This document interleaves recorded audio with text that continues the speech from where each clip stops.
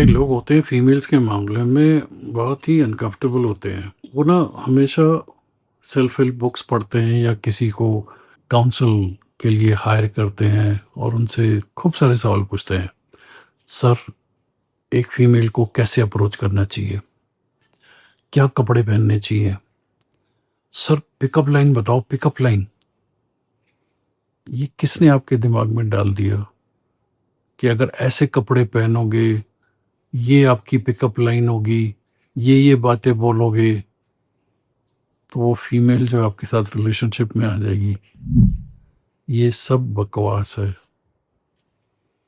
Females ये सब नहीं देखती हैं।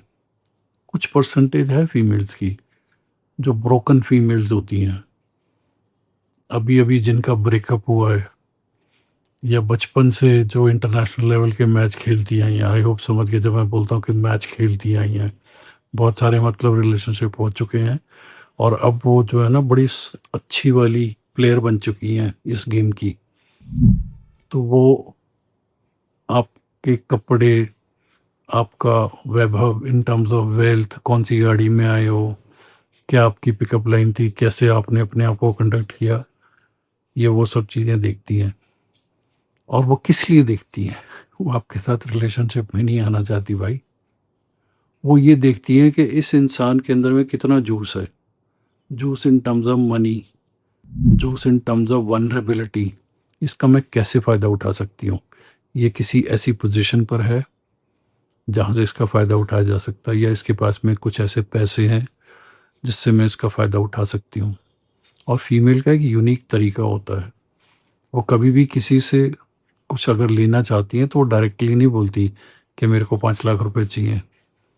वो घुमा फिरा के बोलेगी मुझे बहुत परेशानी हो रही है, मुझे फ़ीस भरनी है अब्रॉड की, मेरी इंस्टॉलमेंट जानी है और मैं मैनेज कर रही हूँ, मैं कर लूँगी, मुझे पता है I can manage it, I am strong girl.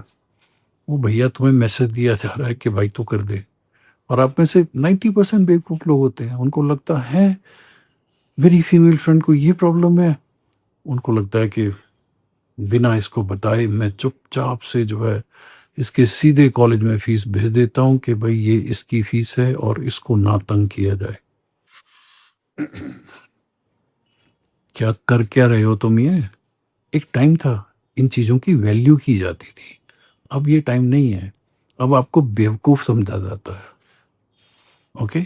और जब तक आप बेवकूफ़ बनते रहोगे, फीमेल आपके साथ रहेगी।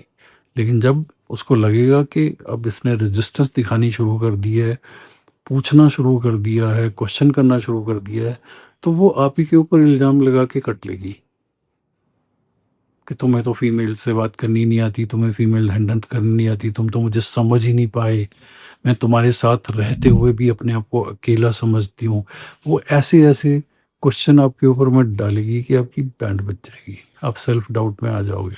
और कई लोग तो इस चक्कर में हाथ जोड़ के बैठ गए हैं कि हम ना तो शादी करेंगे, ना हम फीमेल के पीछे जाएँगे, फीमेल खराब होती हैं। डरो मत यार, गेम तो खेल ज़रा गेम, गुर सीख, ओके? ट्राई मार के देख, अपने अंदर मैग्नेटिज़्म पैदा कर, अपने शब्दों में मैग्नेटिज़्म पैदा कर, अपने अपने शरीर में मैग्नेटिज़्म पैदा कर, अपने आप को कैसे कंडक्ट करना है उसके अंदर में मैग्नेटिज़्म पैदा कर और फिर खेल के देख। और ये कैसे करना है, आज मैं आपको ये बताता हूँ। मैं वीडियोज़ बनाता हूँ, 99% लोग पसंद करते हो, सब बोलते हैं कि हाँ, आप फीमेल साइकोलॉजी को अच्छे से समझते हो, ये समझते हो, बिल्कुल सटीक है, ये तो यस हमारे साथ ऐसा ही हुआ है। ये सब पता भी क्या होता है, ये क्लासरूम लर्निंग में नहीं होता। ठीक है, मैंने साइकोलॉजी की पढ़ाई जेएनयू में की थी, वहाँ ये सब कोई नहीं सिखाता है भाई। वहाँ तो कार्ल जंग ने क्या बोला था, फ्राइड ने क्या बोला था, बस ये वाली स्टोरियाँ आपको, एरिक्सन ने ये बोला था, ये स्टोरियाँ सुना दी जाती हैं, स्कूल ऑफ थॉट्स बता दिए जाते हैं। उनका प्रैक्टिकल लाइफ से हार्डली कोई कंसर्न होता है। अगर आप किसी भी चीज़ के बारे में जानना चाहते हो तो क्लासरूम लर्निंग से थोड़ा बहुत आपको पता लगता है। आपको क्यूरियोसिटी लर्निंग करनी पड़ेगी। और ये क्यूरियोसिटी लर्निंग जो मेरी लाइफ में शुरू हुई थी, ये मेरे आर्मी के करियर के बाद शुरू हुई थी। 98 में मैंने आर्मी से आने के बाद में एक ऑर्गेनाइजेशन खोली थी, institute of personality and aptitude testing. क्योंकि मुझे ये लगा था कि मैं पढ़ाई में बहुत अच्छा था, टॉपर रहा हूँ थ्रू आउट, आर्मी में भी बहुत अच्छा मैंने किया, लेकिन मुझे ज़िंदगी जीने का वो मज़ा नहीं आ रहा जो आना चाहिए था। Army was my fascination, so I did very well there. मैंने वो 12 कोर्सेज करे, मैं सभी का टॉपर हूँ through out. I am the youngest Indian army officer जिसने स्टाफ कॉलेज कॉम्पिटेटिव में किया था। और स्टाफ कॉलेज 1 साल का जो कोर्स होता है, defence service staff college Wellington, उसका भी मैं टॉपर हूँ, वेरी यंग। और मेरे साथ ये सब किसने किए थे? जो मेरे आईएमए में इंस्ट्रक्टर थे। तो वो आप इमेजिन कर लो कितने सालों का गैप मैंने क्लियर कर लिया। बट ये सब करने से ठीक है, अचीवमेंट्स हो गई, आपको एक अच्छी फीलिंग आ गई, लेकिन ज़िंदगी जीने का असली मज़ा नहीं आता। तो आर्मी से आने के बाद मैंने ये ऑर्गेनाइजेशन खोली थी, institute of personality and aptitude testing, ताकि हर इंसान अपने एप्टीट्यूड को समझे और उसके हिसाब से करियर में जाए। उसको मतलब एप्टीट्यूड का मतलब क्या होगा कि अगर इसके हिसाब से आप ज़िंदगी में जाते हो तो आपको ना केवल वो काम करने में मज़ा आएगा, ठीक है, एक तसल्ली होगी कि हाँ यार मैंने ये किया, और फिर आपको उससे पैसे भी मिलेंगे। ना तो उसको सीखने में आपको प्रॉब्लम आएगी उस काम को, ना उसको करने में आप कभी थकोगे। लेकिन अगर ज़बरदस्ती आप किसी काम में चले गए तो आपको सीखने में भी प्रॉब्लम आएगी और उसको करने में भी आप थकना शुरू कर दोगे, एटसेट्रा एटसेट्रा। ओके, तो काफ़ी साल पहले मैंने इस ऑर्गेनाइजेशन को 98 में शुरू किया था। उस वक्त स्टार्टिंग में तो कम थे, लेकिन धीरे धीरे I had around 25 female psychologist working for me. तो एक तो मैं इंडिविजुअल केसेस लेता था जहाँ पे लोग अपनी प्रॉब्लम्स को लेकर के आते थे, और दूसरा I had a battery of female psychologist ranging from PhD to MPhils and all kind of psychologist. और कई डॉक्टर्स भी थी, मतलब जैसे बीएमएस डॉक्टर होगी, बीएचएमएस, ये होम्योपैथी वाली डॉक्टर होगी, इस टाइप की बहुत सारी डॉक्टर्स भी इंटरेस्टेड थी कि हम भी ये सब करना चाहते हैं। तो उन्होंने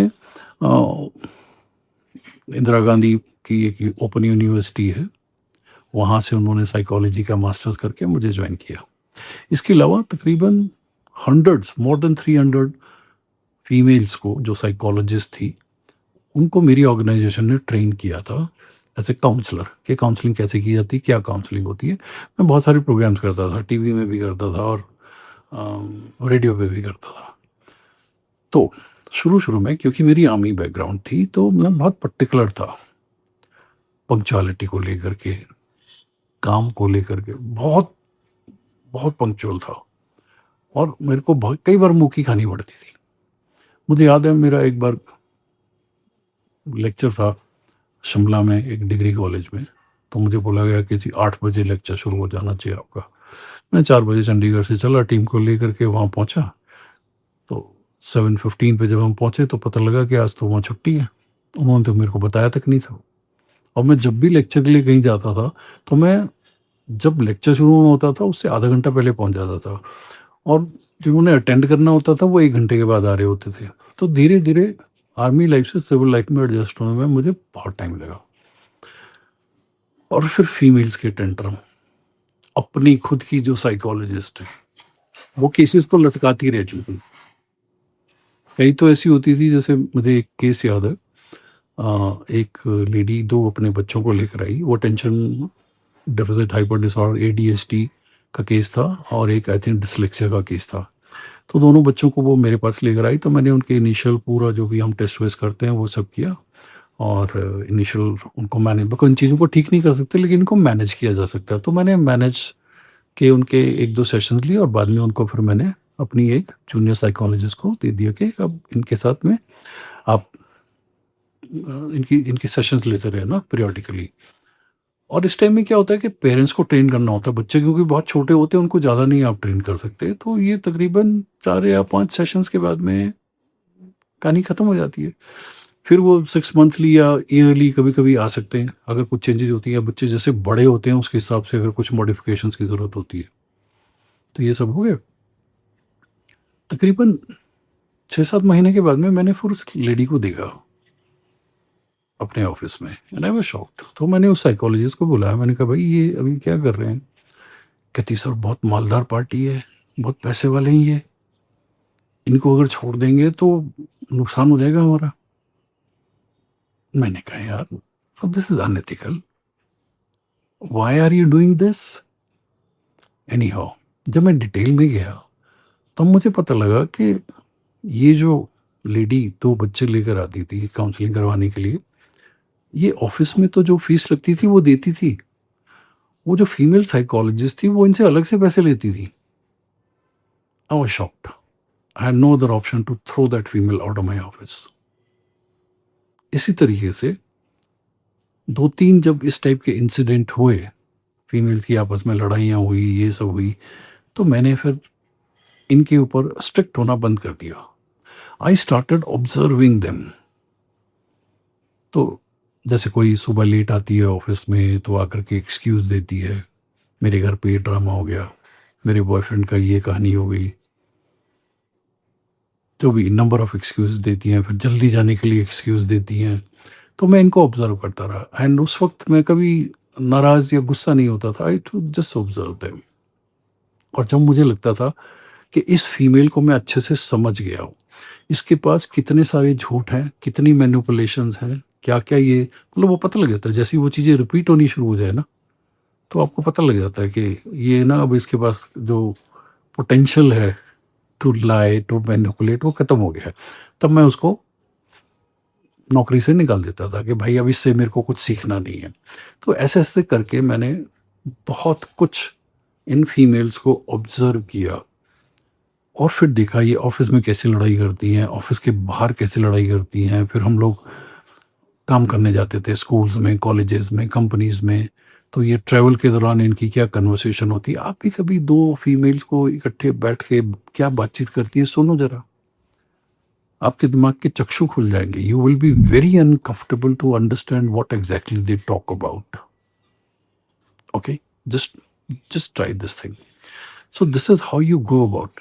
जितना आप ऑब्जर्व करोगे, जितना इनकी बातचीत को सुनोगे, उतना आपको पता लग जाएगा। तो अभी अगर आपको ये लगता है कि यार फीमेल्स को कैसे अपनी तरफ लेकर आना है, क्या करना है, इन चीज़ों पे ज़्यादा ध्यान मत दो, सिर्फ उनको ऑब्जर्व करो। ऑब्जर्व किस टाइप की फीमेल करो। अब कुछ फीमेल्स ऐसी होती हैं, मन को आपको उनको फिजिकली बहुत अट्रैक्टिव लगती हैं, बहुत अच्छी लगती हैं, तो भैया उनको तो ऑब्जर्व मत करो, क्योंकि यहाँ तुम्हारी लस्ट और अंदर बहुत अनकंफर्टेबल फीलिंग्स आएगी और तुम ऑब्जर्व नहीं कर पाओगे। लेकिन मैक्सिमम ऐसी फीमेल होती हैं जो तुम्हें अट्रैक्टिव नहीं लगती हैं, तुम्हें ऐसे ही लगता है यार नहीं यार बड़ी अजीब सी है, जस्ट वॉच देम। कोई बहुत फैट होगी, हथनी टाइप होगी, कोई बहुत स्लिम होगी, आगे पीछे कुछ नहीं होगा, कई बहुत सुंदर होंगी, कई बहुत इंटेलिजेंट होंगी, कई बहुत चालू होंगी, कई बहुत मैनिपुलेटिव होंगी। हर किस्म की फीमेल्स आपको मिलेगी। इन सबको ऑब्जर्व करो, अपना काम करते रहो। आप जो भी रोज करते हो, अपनी बॉडी के ऊपर काम करते हो, एक्सरसाइज करते हो, जो आपका रूटीन है, पढ़ाई करते हो या कुछ भी आप जो काम करते हो, उसको बिल्कुल तसल्ली से अच्छे से करते रहो। साइड बाय साइड जो भी आपके आसपास फीमेल हैं, चाहे वो काम करती हैं, चाहे स्टूडेंट हैं, चाहे टीचर्स हैं, कुछ भी है, उनको जस्ट ऑब्जर्व करो, आइडेंटिफाई करो यार हाँ ये ना झूठ बोल रही है यहाँ पे, नहीं ये यहाँ गलत बोली है, नहीं ये इसमें कोई लॉजिक नहीं है यार। ऐसे ऐसे थोड़े टाइम तक जब आप उनको ऑब्जर्व करते रहोगे तो आप फीमेल्स को बहुत अच्छे से समझ जाओगे। बस फिर तो आप प्लेयर बन गए, फिर तो ये फील्ड है आपकी, जो मर्जी करो and you will B master of it. So do not jump straight way for females, first observe them, understand them. तुम्हारे फ्रेंड्स भी बताएंगे यार वो मेरे को छोड़ के चली गई, उसने मेरे को डंप कर दिया, यार ऐसा हो गया, नहीं यार मैंने उसको ऐसा कर लिया। Keep listening, keep collecting this information, synthesise करो, एनालाइज करो, ये है ऐसा होता है। धीरे धीरे आपके अंदर में एक ब्यूटीफुल अंडरस्टैंडिंग आ जाएगी, फिर गेम खेलो। शेयर मार्केट में जैसे करते हैं शुरू शुरू में, अच्छा ये ऐसा होता है, ये ऊपर जा रहा है, ये नीचे जा रहा है, अच्छा यहाँ ऐसा हो गया, इतना हो गया, अब मैं इसको सेल करूँ ना करूँ। Understand the market. और जब आपको लगे कि हाँ अब मैं समझ पा रहा हूँ, कैसे पता लगता है कि हाँ अब जो मैं प्रेडिक्ट कर रहा हूँ कि ये आज ऐसा होगा और वो वैसा हो रहा है, तो आपको लगता है कि ऐसा मैं गेम समझ गया, खेलो। ओके, ये दुनिया है, इट्स अ ब्यूटिफुल प्लेस। अपना माइंडसेट एक प्लेयर का माइंडसेट रखो, पहले चीज़ों को समझो, अपने आप को तैयार करो, अपने बारे में भी समझो, मैं किस चीज़ में अच्छा हूँ, किस में अच्छा नहीं हूँ, मेरा एप्टीट्यूड क्या है, इन सब चीज़ों को अच्छे से आइडेंटिफाई करो, फिर गेम खेलो। बेकार में टाइम वेस्ट मत करो इधर उधर, किसी के बारे में मत सोचो, जस्ट अपने आप को प्रिपेयर करो, राइट? फिर क्या, ठीक है, it's your life. We learn how to succeed, but not how to understand relationships. This book offers practical psychological insights. Get your copy today. You can purchase this book from Amazon. It's available on Amazon. Just search for the author's name, Rajneesh Kumar, and order your copy today. This book offers practical psychological insights based on years of real counseling experience.